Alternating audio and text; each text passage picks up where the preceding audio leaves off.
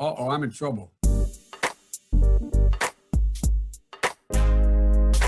This is an island surrounded by water, big water, ocean water.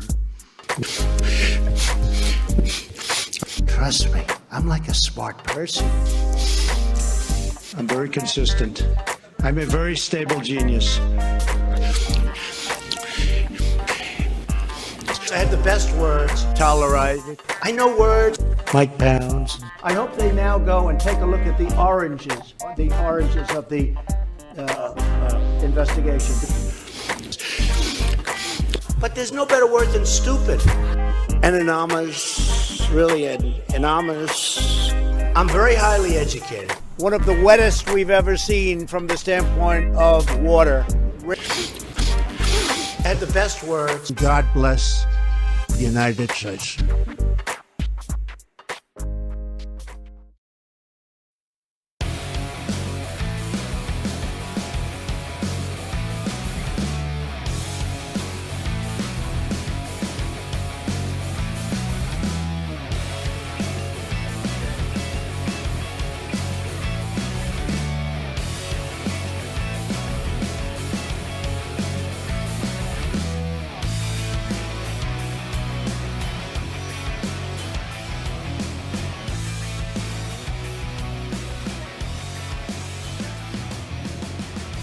Around the nation, Waldorf Nation, everybody, welcome to the show.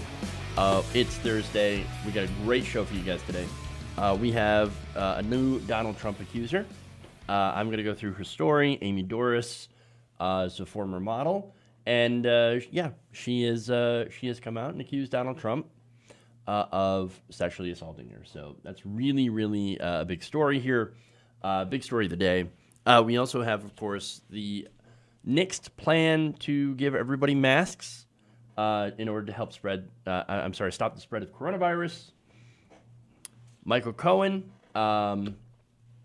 basically recalling what we already kind of knew about Trump supporters and people that work for him. Nonetheless, we're going to talk about that. We also have what William Barr wants to do to protesters. As well as what Mitch McConnell has been up to since getting back to the Senate. So, some important stuff today we're going to talk about. So, a lot of big stories. We'll get to the mask one first. Before we do, please like and share the stream. Very, very important that you do so. I see a lot of people watching, not as many likes. So, let's try to even that out a little bit, if you could. Really, really helps the stream. Really helps us as well. Yes, Dango. Absolutely. All right, anyway. All right, let's just dive into it.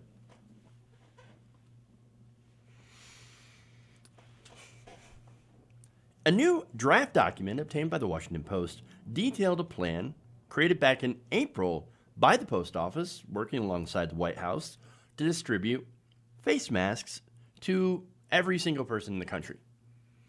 So now they would have started, of course, with the hardest hit parts of the country, which would have helped slow the spread of coronavirus. So let me go to a segment here, a section of this article, which notes USPS leaders drafted a news release announcing plans to distribute about 650 million masks nationwide. That is enough, apparently, to offer 5 face coverings to every American household, which, of course, is pretty important. These masks would be washable, and so that would be a great way to try to, again, slow the spread of coronavirus.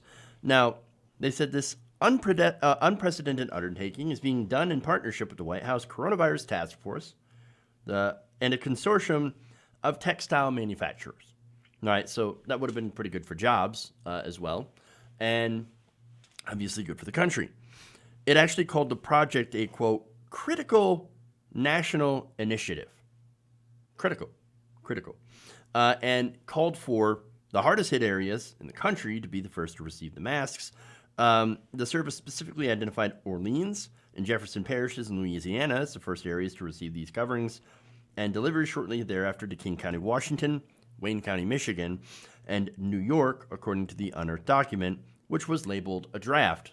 So it's a draft, and actually the plan was pretty close to completion. So what happened to this quote-unquote critical national initiative? Well, the White House killed it. Top administration officials. Now, why did that happen?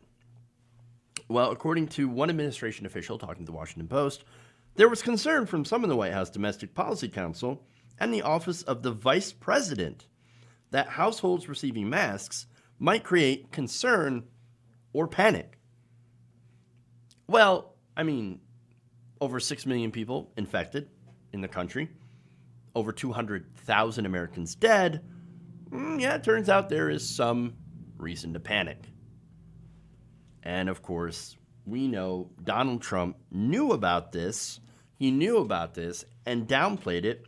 Remember, back in February, thanks to the Bob Woodward tapes, he tells him that the virus, as he was, after he had talked to President Xi of China, said that this was more deadly than the flu. So there he is, back in February, admitting, hey man, look, this thing is really, really dangerous. It is more dangerous than the flu, despite the fact that me and a bunch of other people are saying, don't worry about it. It's just like the flu. And then, of course, he turns it into a, racist thing against Asian people, Chinese people specifically. So there's that. And then, of course, back in March, he also admitted to Bob Woodward that he downplayed the virus on purpose, despite it not just affecting older people. And by the way, this was, again, March.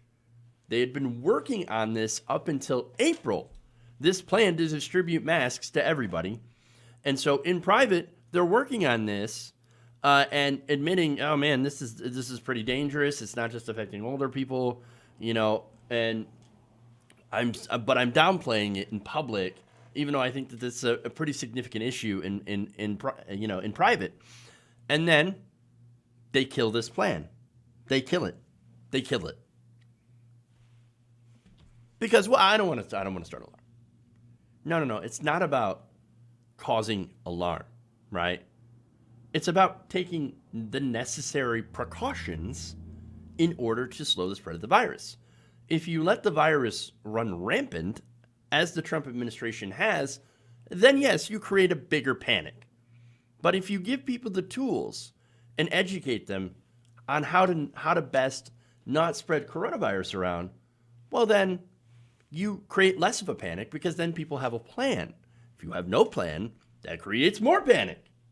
So this is the problem, right?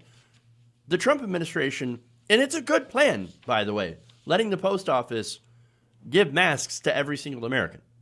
That is a fantastic plan. And I would have given Trump a lot of credit. But his administration, as I said, they killed it. And by the way, that same month, as they killed the plan, Trump tells Woodward coronavirus is both, quote, horrible and unbelievable. Talk about a public and a private position. It's terrible. This is terrible. All right, there's more, by the way.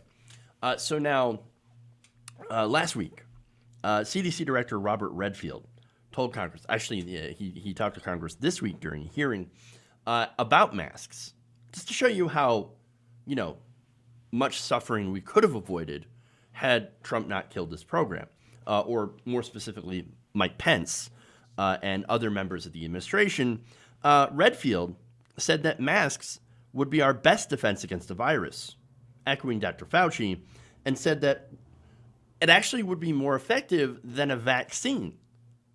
Quote, these face masks are the most important, powerful public health tool we have. I will continue to appeal to all Americans, all individuals in our country to embrace the face coverings.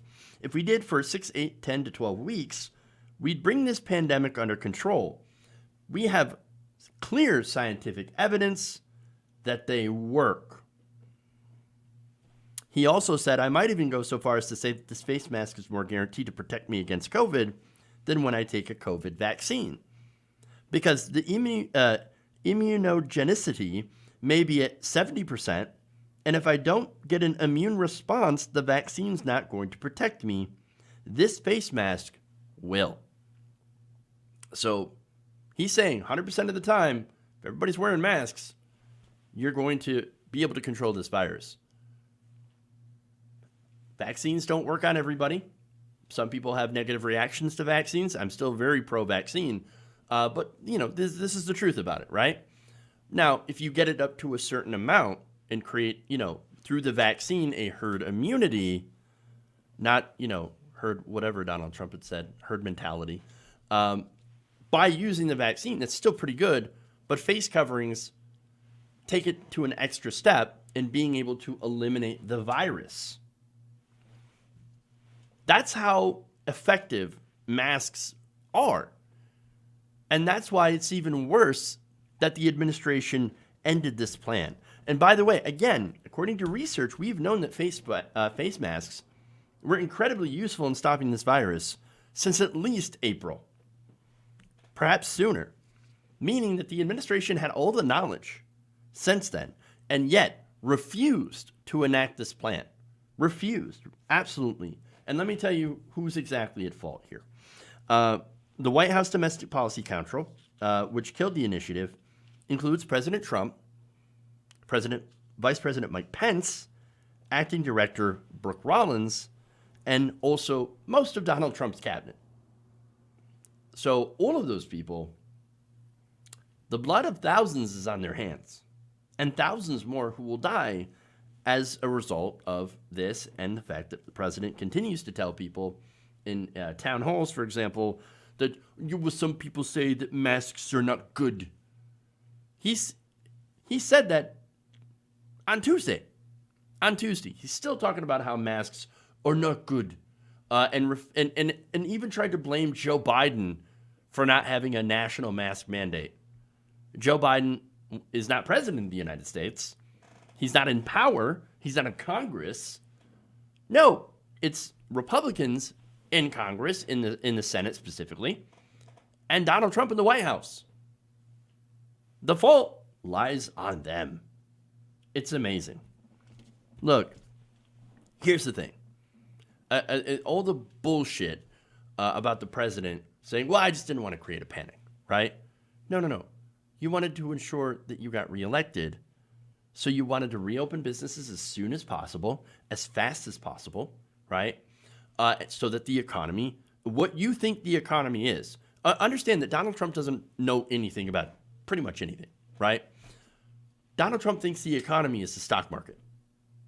So the only time that Congress, by the way, did anything and passed the CARES Act is when the economy was, the stock market was tanking. Once the stock market stabilized, nobody's hair was on fire anymore when it came to Congress. Everybody's like, problem solved. Even though 40 million people are unemployed now, over 200,000 people have died, and numerous people are, small businesses are shutting down as well. And so, look, he doesn't care about any of that. All he cares about is the stock market because he has investments in the stock market, and the mistaken idea that, if the stock market's doing good, that means the economy's doing good, and that means I'm going to win re-election. That's all what it is. That's all what it is, right? He doesn't give a damn about you, right? If you die, he doesn't care. All he wants to do is win and continue to make money. He's a narcissistic piece of crap and should be held accountable, as well as Mike Pence and the rest of the others, for the deaths of those who died under his watch because of his bullshit inaction.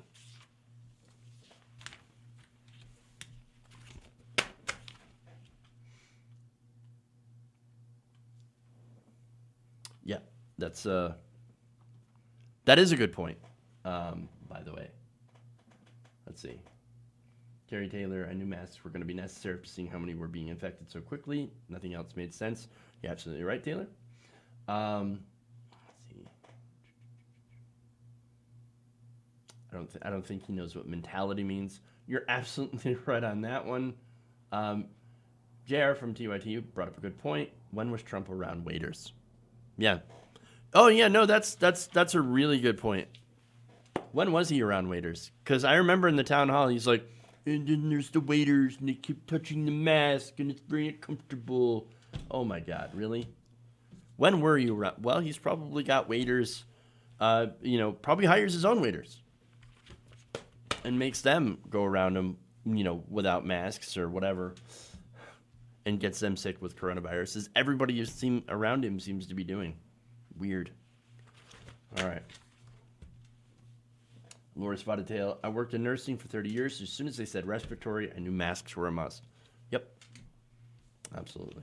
All right. Let's go on. We've got new allegations against Trump, so. Yay.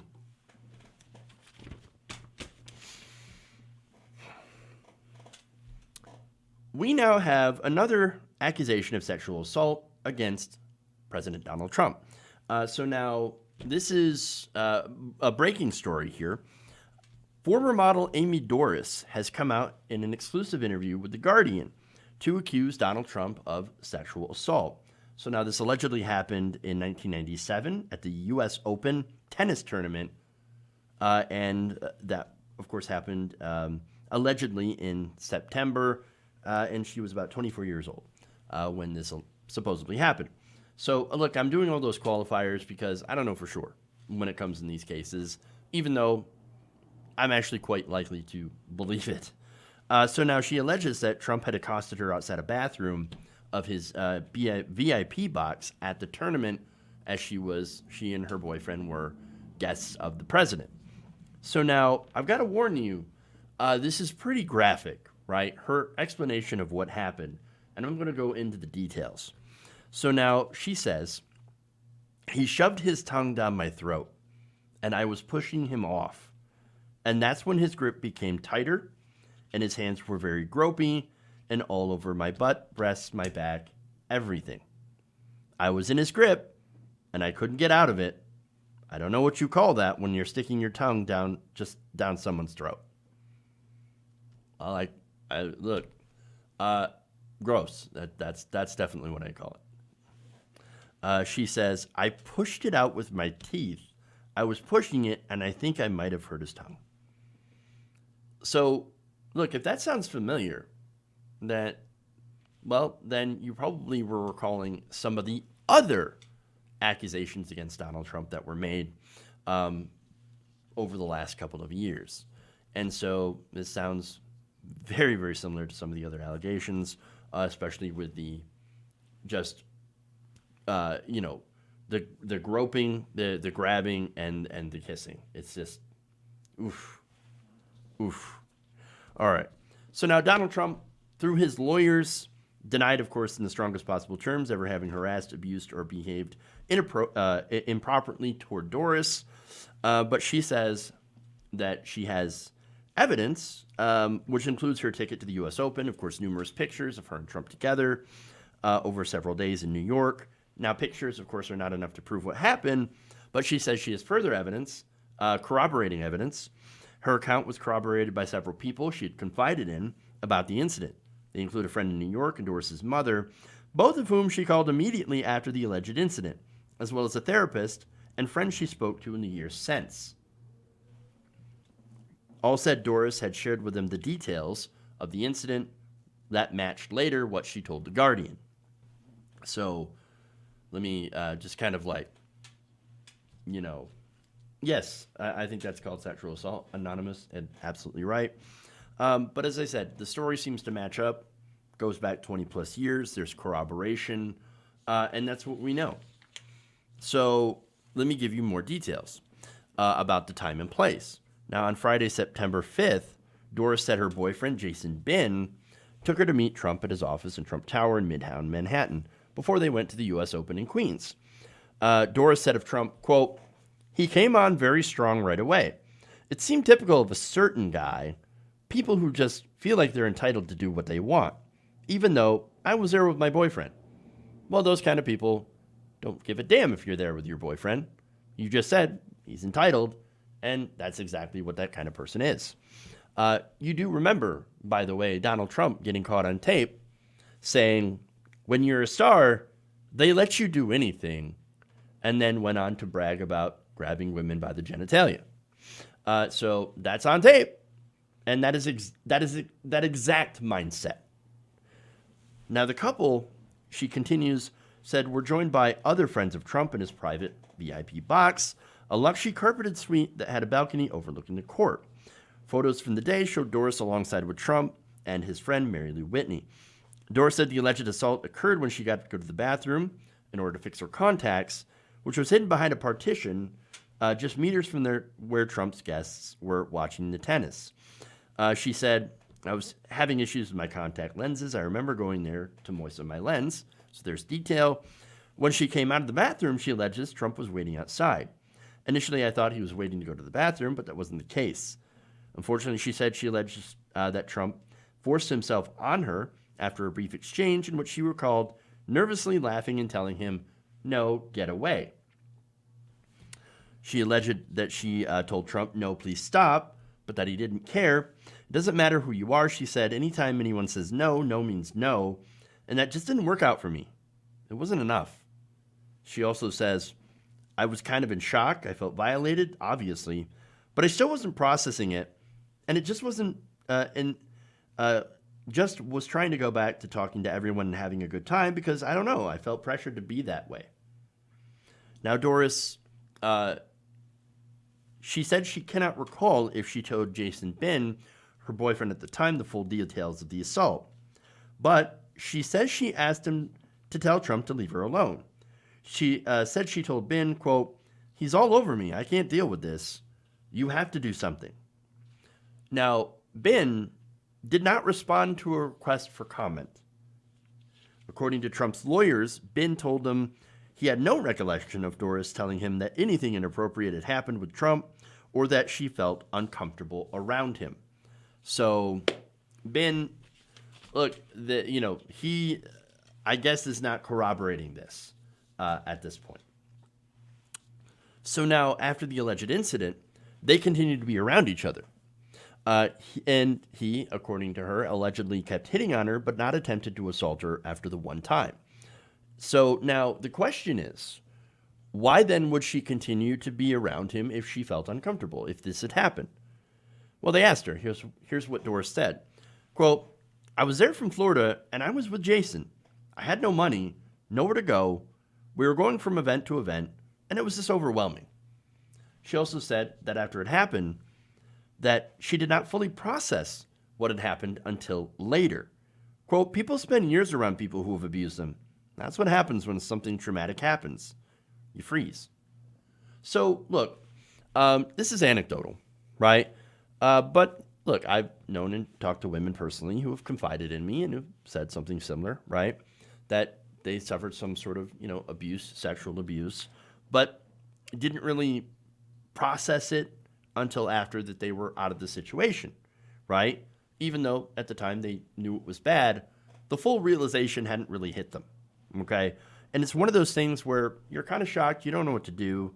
And again, I know that's anecdotal, but I felt like it's sort of relevant to mention, right? Because it's one of those things where I think you kind of can't believe that it happened, and you kind of want to push it away, push it out of your mind, and not kind of deal with the implications of what had just happened. And so it's, very psychological, right? And very difficult, like I said, to deal with. And sometimes it takes people a long time to fully process and go through the emotions of what had actually happened. And so now, that said, a common question that's going to come up: why didn't she say anything before now? Why now? Why several months before an election, right? Again, that's the question she's getting bombarded with. Now, she did say that she had considered speaking publicly about it back in 2016 when other women had made public accusations against Donald Trump before he became president.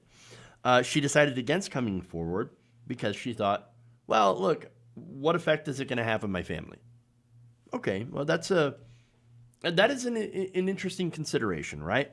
And we've seen what happens when women come out and they challenge powerful men. For example, Christine Blasey Ford, when she challenged Brett Kavanaugh. who is now a Supreme Court justice. She was, of course, stalked, threatened, slammed in the media, attacked. Then you also had Tara Reid when she made allegations against Joe Biden. You had a lot of backlash on that, a lot of personal attacks, hate mail, rape threats, death threats, and you name it. And of course, the many women making allegations against Donald Trump. And so that happens. And that is a consideration that a lot of people have in mind. What is the backlash going to be when I come out?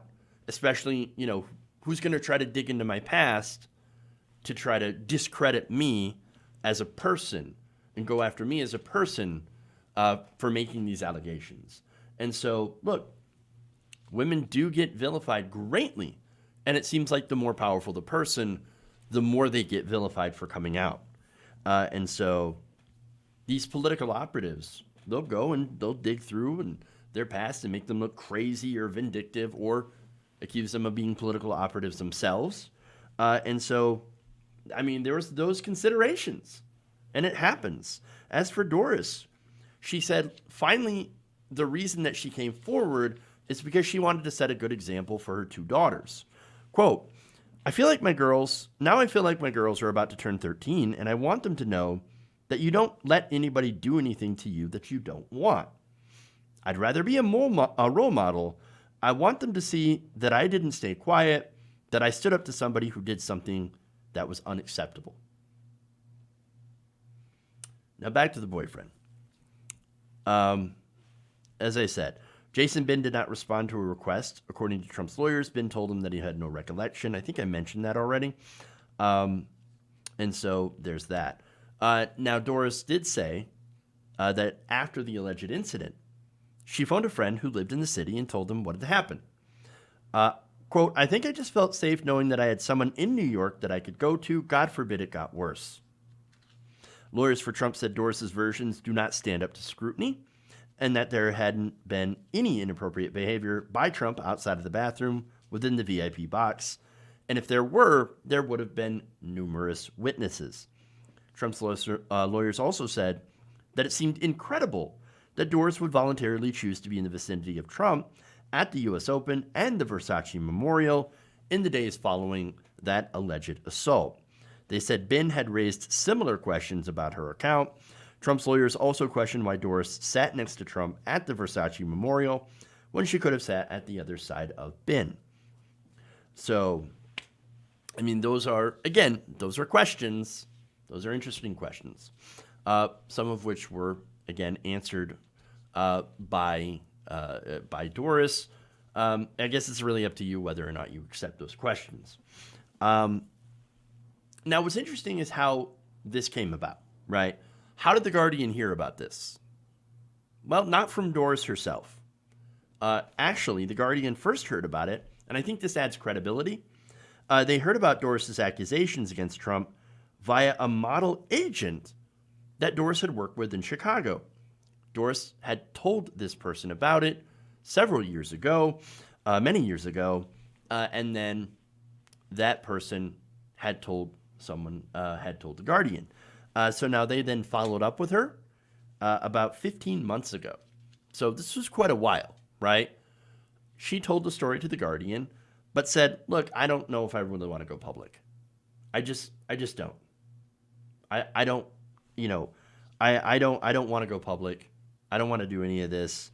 But then she said she thought it over for quite some time and finally said, because of my family situation, I wanted to be a good role model for my family.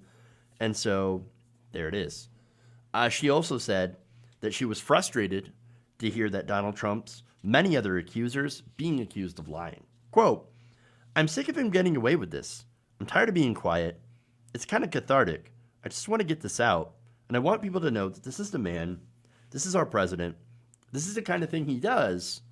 And it's unacceptable. Well, look, on any of those things, yes, we all kind of knew, right? Look, Donald Trump's got a mountain of complaints, right? There's a mountain of complaints. There's tapes. There's evidence, at least of a man who thinks he can do whatever you want. And that includes people's bodies, women's bodies specifically, and not suffer any consequence. Again, he's Teflon Don, right? All these allegations, they just never stick. And now, as far as whether or not I believe her, look, let me just say this, right? Why would somebody invite all the negative attention that coming out and attacking a powerful person for no gain, right? She's not going to gain personally from this, as far as I know, right? So why would somebody make up something to get all of that negative attention, the death threats, the rape threats, the stalkers? Again, go back to, talk about Christine Blasey Ford, right? And what happened with her. Why do all that stuff for a fake story? It wouldn't make any sense to me. It just doesn't make any sense to me. Going through all of that, right? It's really difficult to challenge powerful people. And so that idea kind of lends credibility to the allegations, as well as the sheer number of allegations that have already come out against Donald Trump by numerous women telling the same kind of story, right? Numerous people, Hollywood actresses. Of course, you also have the Stormy Daniels stuff, which is a different kind of story, but at the same time, there's some criminal stuff involved, right? And so, look, I also know, by the way, that not every allegation is true. But I do think Trump is definitely capable of these things because it's been shown that this is who he is. But I also think that this is not going to change anybody's mind as well. So for those of you saying, well, it's just a political thing, right? Well, whose mind is it going to change? No, it's not going to change anybody's mind. You either know who Donald Trump is or you don't. Or, you believe him. And by the way, there are some that will continue to support him, not in spite of this, but I think because of this kind of thing. Understand that there's some pretty bad people out there. There are people that would probably admit that if they had the same power to be able to do this stuff and not get caught and not get punished, then they'd do it. There are those people like that out there. I think this is who they are. And so I think that they idolize Donald Trump because he's everything that they want to be and gets away with pretty much everything they can. So, no, I don't think this is going to affect the election at all.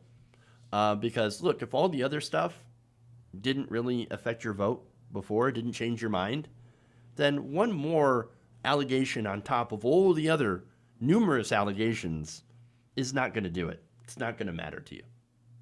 And that's it.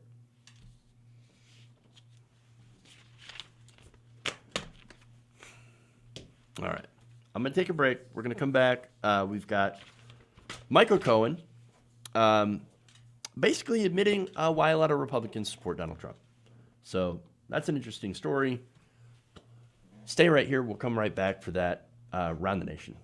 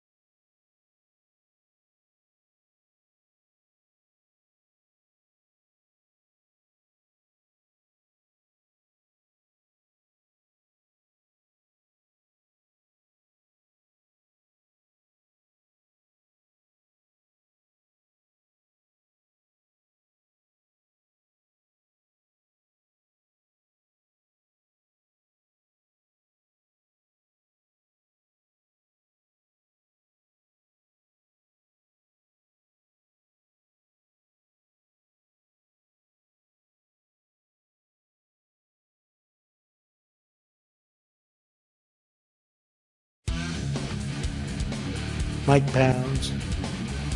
Wait, you're getting nervous, man. Everybody, welcome back to the show. Around the Nation right here. Waldorf Nation. Jeff Waldorf here with you. Okay, so first, I want to thank a couple of the patrons for supporting the show. I want to thank Matt Arnold and Avi. So if you want to sign up to become a patron, patreon.com/Jeff Waldorf. Really helps the show. And by the way, keeps us on the air. Then I want to thank Adam Prawl and Satter Whiteys for being channel members. So you can sign up to be a channel member by hitting the join button below. Again, help us out by liking and sharing the stream as well. All right. So, super chats here. Anonymous says, I think it's called sexual assault. I think I talked about that. Dango Bango says it's not just women. He's assaulted kids too. I do definitely remember him talking about going into the kids' into the locker room, or what was it? Backstage in the women's room at one of the pageants, and there were underage girls in there. By the way, he didn't care. He didn't care. Weary Pirate says, sure, Dems who don't believe Tara will believe her. That's an unfortunate. That's an unfortunate thing. Metho Nelson says she may not be a political agent, but she's definitely a prop. I don't know. I'm gonna disagree with that. But anyway, okay. Let's move on here. Yes, dressing rooms. Thank you, Sarge. Busting into the dressing rooms for inspection. Yep. Gross. Super gross. Super, super gross. All right. Let's move on.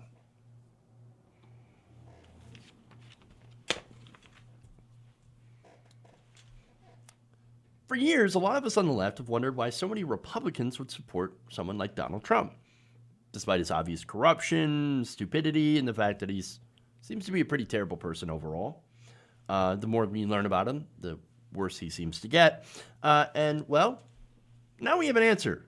Donald Trump's former confidant and fixer, Michael Cohen, went on Joanne Reed's show and talked about how people, including himself, the reason why people support the president. Take a look. Why do people do it? Why do people like Bill Barr? Why do these Republicans go along with him, do you think? Because we're stupid. We were a bunch of sycophants. He's very much like a cult leader.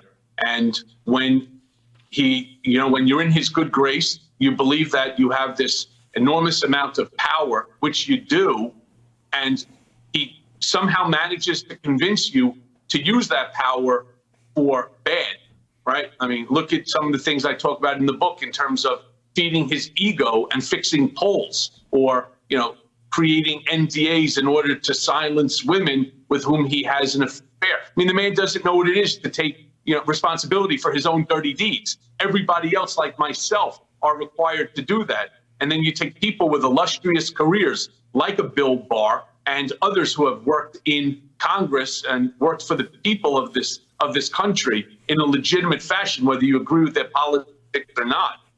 And now they're just throwing their careers away, right? For what? For Donald Trump's warmth of his light as a cult leader? I tried to tell everybody in the end of the book is now you have all the information that you need in order to understand who Donald Trump is and whether or not that you want him as your president for the next 4 years. Hey, man, that's about as blunt as it gets, right? And again, this is coming from somebody who literally went to prison for Donald Trump, lying on his behalf. And so, look, that's what happens. You do criminal things on Trump's behalf, you go to prison, Donald Trump gets to live it up in the White House. While, by the way, calling him a rat, saying, "Dude, coffee boy, I didn't have anything to do with it." No wonder he says that people who follow him are stupid, because that's pretty stupid. Only a moron goes to prison for Donald Trump. And I've been saying this for a very, very long time. by the way. And look, yeah, Michael Cohen, still not a good person. He's still a pretty bad person. But he seems to be, like, trying to do his own redemption arc. And look, he's going to make money off this book. You get damn right he's going to make money off this book. But at least, I think in some respect, he is being honest, calling himself an idiot. And saying, yes, I was really stupid to follow this guy. My bad. And by the way, gave away the ending of the book.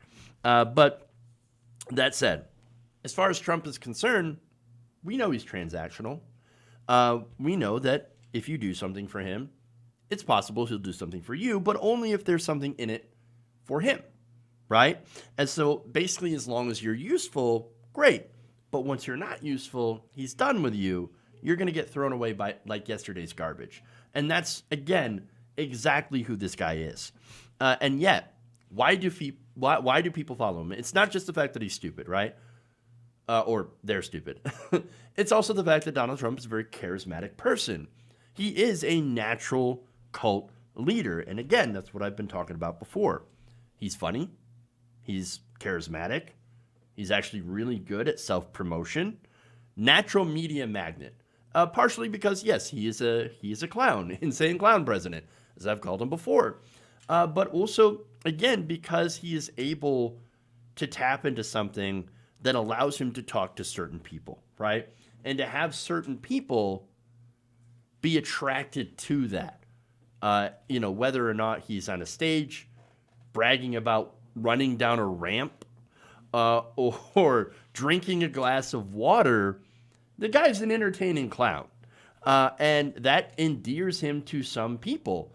And of course, there's the other thing where Donald Trump will basically tell you everything that you want to hear. If you hate a certain person, suddenly Donald Trump hates those same kind of people. And look, he's even admitted A/B testing, right? His audience. Basically like throwing something out there like, for example, I don't like corruption or this kind of thing, right? Or lock her up.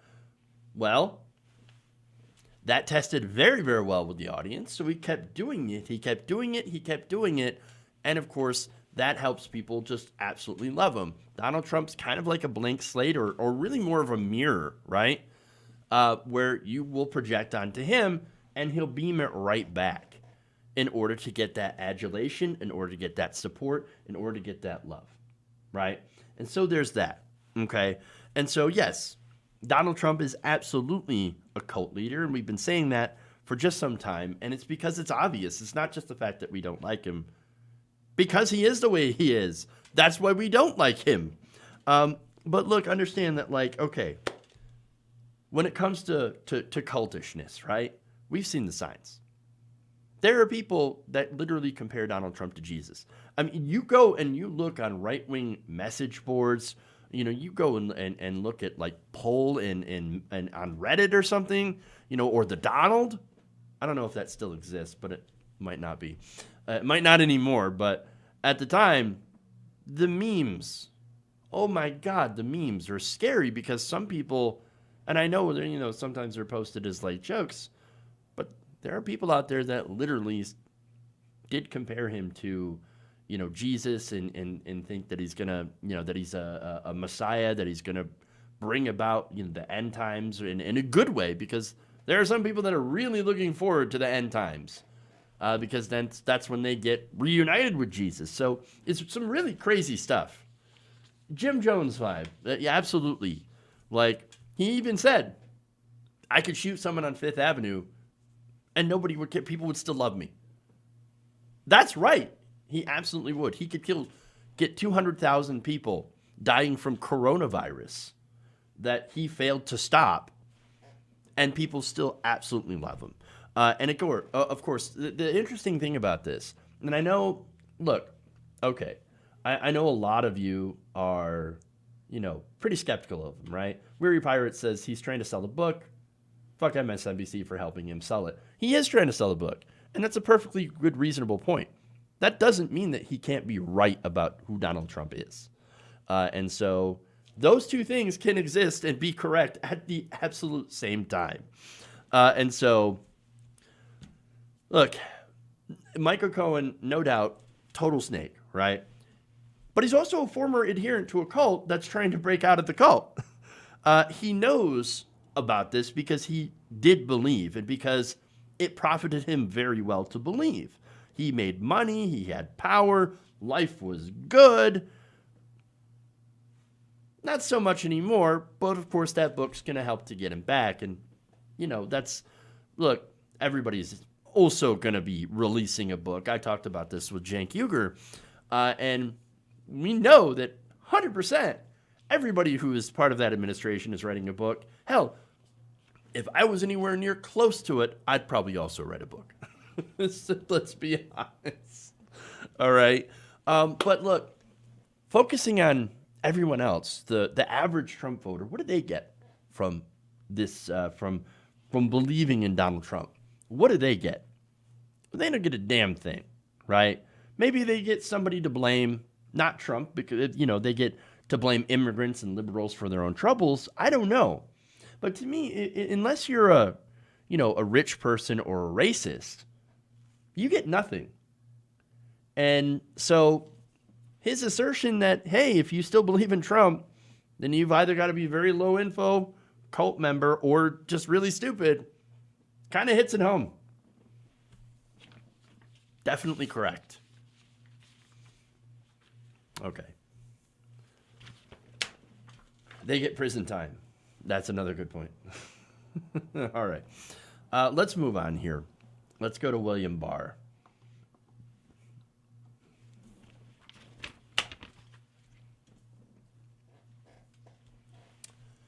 Attorney General William Barr reportedly told federal prosecutors to aggressively consider charging demonstrators at anti-racism protests with sedition, terrorism, or treason, according to multiple outlets. So now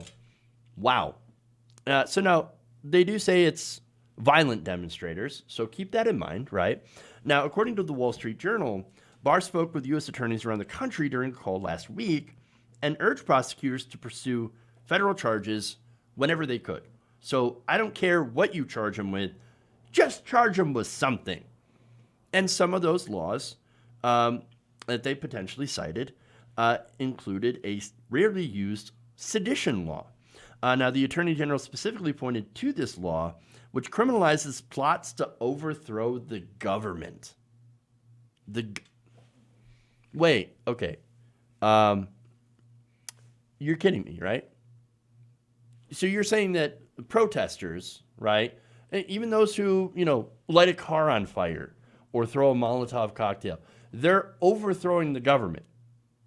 No, that's ridiculous. That is ridiculous. The violations of this provision, by the way, could carry a sentence of about 20 years in prison. No, so now understand, right, that nonviolent protesters have often been, corralled with violent protesters, right? And basically, it's, in a lot of cases, interchangeable, right, according to the police. So they'll go and corral nonviolent protesters and say, well, I can't believe these violent protesters, right? Look, in reality, 93% of all protests, according to a study, were peaceful. Yes, you had instances of violence. You had looting. You had stores getting, caught on fire. You had cars. You had scuffles with police. All of that happened. You even had a couple of deadly shootings, right? But, again, the vast, vast majority, because there have been millions of people marching for months, so the vast, vast majority are and have been peaceful. So here's the thing. I wonder who Bill Barr is going to charge with this law, right? Whether it be the violent, right-wing protesters, the counter-protesters that have, shot someone, or the left protesters, one of which who also shot a right-wing member.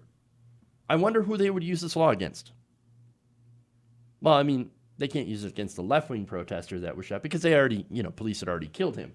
But there's, that's what I'm saying. But, okay. Here's the thing. I'm pretty sure William Barr is only going to go after the left-wing protesters. And Look, we have evidence of that, right? Donald Trump sent in federal troops to break up peaceful demonstrations in Portland, right? There were some violent demonstrations in Portland, but also peaceful ones, right? And when he did that, it actually made the situation worse than what local law enforcement had made it. He also broke up, as I said, peaceful protests in order to get a photo op at a church. And so, look, Donald Trump's maniacal, but Bill Barr is a pretty good lackey, okay? And that's evident, of course, when Barr, according to the Times, had asked prosecutors to investigate whether or not they could charge Seattle Mayor Jenny Durkan, a Democrat and frequent target of the president, with any sort of crimes. So now they're just looking for crimes to try to charge people with, just because they don't like, the president does not like that person. Now, the Attorney General has also aggressively defended the president in recent months and taken a hard line against demonstrators, often blaming national turmoil on anti-fascists. Now, so here's a pro tip. If you're anti-fascist, then that means you're pro-fascist. Now, look, you can be against violence and looting during protests. I'm certainly against those things, right? And still be anti-fascist. The majority of anti-fascists are against those things. Understand, right? Again, 93% peaceful. The remaining 7% were a mix of things like police starting violence and then demonstrators fighting back. You also had right-wing infiltrators, white supremacists going in, also just random people taking advantage of the chaos to go and get free shit. And of course, idiots that for some reason think that looting a Target looks great for your movement, which it doesn't. It looks bad. In fact, local news, and this is the thing about local news, right? They love to show burning things on, burning buildings, burning cars. And it really does make the protests seem like they're all like this. But in reality, as I said before, it's a very small number of protests that ended up turning violent. And I'm not against those people getting punished, getting arrested, and charged, as long as the punishment fits the crime. And so what William Barr is doing is insanity. It seems like it's against the rule of law. It's a way to punish people, to over-punish people for a political purpose. And look, I don't think, locking somebody up for 20 years for smashing a window is a smart thing to do, is a good thing to do, is a lawful thing to do. You should have a punishment that fits the crime. It should be proportional when it comes to justice. But with Barr and Trump, it's not meant to be proportional. It's meant to be a message, right? Sent to mainly his own followers to say, look at how tough I am on crime. Look at how dangerous things are, but only I can protect you. It is authoritarian, right? And that's what it is. But again, it's also a message to the peaceful protesters to say, you better watch out. If you keep demonstrating, we're going to loop you, we're going to link you to these very small amount of violent protests, and we're going to lock you up for that. And that, of course, means the end of protest. And if we lose the ability to peacefully protest in this country, then I'm really afraid of what's going to happen afterwards. What other rights are we going to lose? And I'm really scared of that. All right.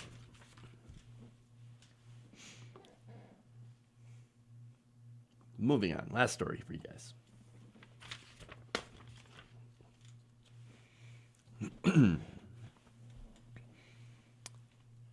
Mitch McConnell and the Republicans are back on the job after a long vacation that ended last week.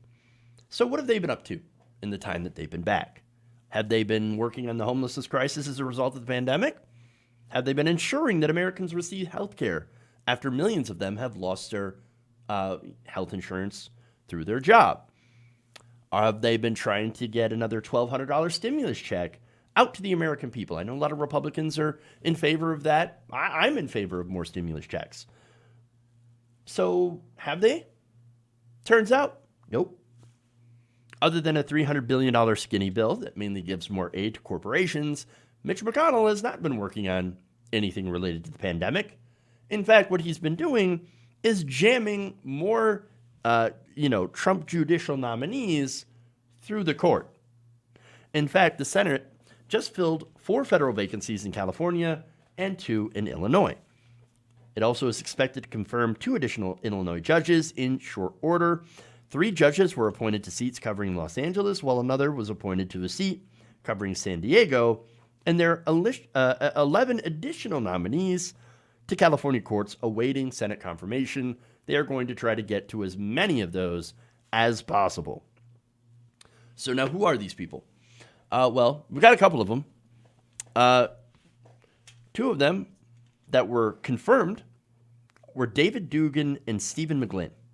Now, they're confirmed to the Eastern District of Illinois, and also they had ended the debate on the nominations of Ian Johnston to the Northern District. The upper chamber is also expected to end debate on the nomination of Franklin Ulysses Valderrama to the Northern District of Illinois. So now we've got 2 people that we have some information on, Dugan and McGlynn. Apparently they are massively anti-choice. They signaled, by the way, that they would rule against reproductive freedom. Both McGlynn and Dugan received support from anti-abortion organizations after completing candidate questionnaires indicating opposition to abortion rights for their previous elections to lower courts. In his judicial candidate survey, Dugan wrote that he opposes the Supreme Court decision in Roe v. Wade and supports restrictions on access to abortion. As co-chairman of the Republican State Central Committee, McGlynn led the development of the Illinois Republican Party platform, which included a clear stance against abortion. Dugan also co-founded Illinois Vision in 2020, which works to ban all abortion in Illinois. Dugan also served as president and legal counsel for a crisis pregnancy center. So now these pregnancy centers basically have people that dress up and pretend to be doctors and give you dubious advice, which of course includes whatever you do, do not get an abortion. It will cause you to be infertile. It will give you cancer. It will do all of these things, which actually are not true at all. And so he served as president and counsel for Thrive Metro East and formerly Options Now Medical Pregnancy Center. So again, these are pretty insidious because they pretend to be medical professionals and they prey on women who don't know better, right? So no, I think that women are smart enough to be able to make their own decisions about their bodies. These crisis pregnancy centers, they say, no, we don't think you're smart enough. In fact, what we're going to do is we're going to lie and pretend to be something that we're not in order to get our desired outcome. Now, in 2012, McGlynn was endorsed by Family PAC. Family PAC is also known as Illinois Family Action, which is classified as an LGBTQ plus hate group by the Southern Poverty Law Center. McGlynn also led development of a 2004 Illinois Republican platform, which included a clear anti-abortion stance, as I mentioned before. And so these are just 2 of the judges that McConnell has chosen. And interestingly enough, instead of actually doing his job as far as coronavirus relief, which should be number 1 on the list, because, you know, we're not only in a pandemic, but we're also in a recession as a result of coronavirus. No, he's choosing to ram these judges through. Of course. It's pretty underhanded, really. Now, the latest votes came as the Senate failed to advance any tangible coronavirus relief measure for weeks after much of the funding of the CARES Act expired in August. Senate Majority Leader McConnell has stalled relief negotiations after balking at the $3 trillion HEROES Act passed by the House Democrats back in May. So now, he rejected that. So Democrats came back and said, okay, we're going to cut a lot of money out of this next bill because we know you're concerned about the deficit. So we're going to give you a $2.2 trillion compromise. McConnell said, absolutely not. Here's our compromise, a $300 billion relief bill, which would have cut unemployment benefits and did not include either aid to any hard-hit areas or any sort of stimulus payments whatsoever. And after the Democrats, by the way, voted against that, McConnell accused Democrats of, quote, historic obstruction and stonewalling relief, vowing to use the coming days to push through Trump's judicial nominees. In fact, he said, we are breaking Democrat filibusters on nominations because Democrats filibustered coronavirus relief. Senate Democrats have forced us to break more filibusters on nominations since 2017 than had occurred cumulatively in all of Senate history before President Trump was sworn in. You know, it's funny to hear about obstruction from Mitch McConnell. Mitch McConnell, who literally blocked a Supreme Court nominee for over a year. Mitch McConnell, who presided over a historic obstruction during the Obama era. That Mitch McConnell is now talking about, I can't believe the Democrats would do such a historic obstruction. Come on, give me a break. Look, we know what Mitch McConnell's doing. He's packing the courts full of right-wingers. I mean, by the way, in anticipation of losing the next election, he is hedging his bets. I mean, look, not only is he doing that, but also you're going to have a very conservative court, not just Supreme Court, right? But courts all around the country. Even if Donald Trump loses and he doesn't get to pick the next Supreme Court, you also, or Supreme Court justice, you have a majority conservative court. And now you have all these local courts that are also extremely conservative with people that are conservative with lifetime appointments. And so this is going to affect a lot of decisions going forward for a generation, at least. So that's disastrous for anyone who cares about actual progress. And so that's what Mitch McConnell's doing, and that's why. Of course, it's not about obstruction with him. I mean, unless he does it. It's really about making sure his party comes out ahead on politics and they continue to be in power. And, of course, he also cares about not helping the people, but helping his donors. Remember, now that the stock market is relatively stable and the economy, you know, he doesn't care about the economy on Main Street. They only care about the stock market because that's what their donors care about the most, and that's why he gets money. He doesn't care about anybody else, so he's not going to pass any sort of comprehensive COVID-19 relief.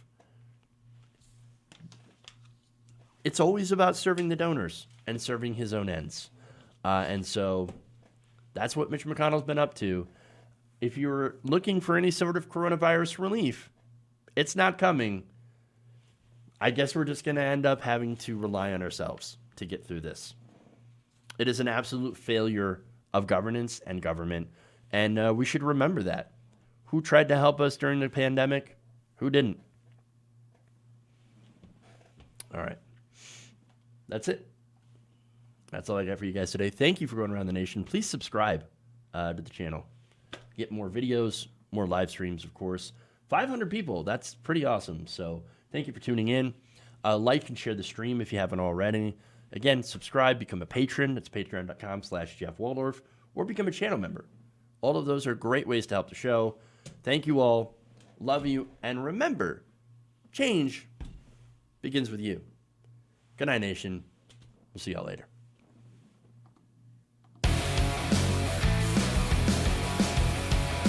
Mike Pounds. Please clap. Tolerate. Why? You're getting nervous, man. Mike Pounds. CSM rights. Thailand.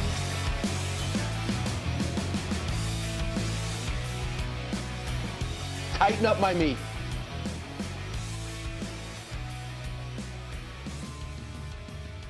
I like my meat tight. They're kicking me out the door. They're kicking me out the door.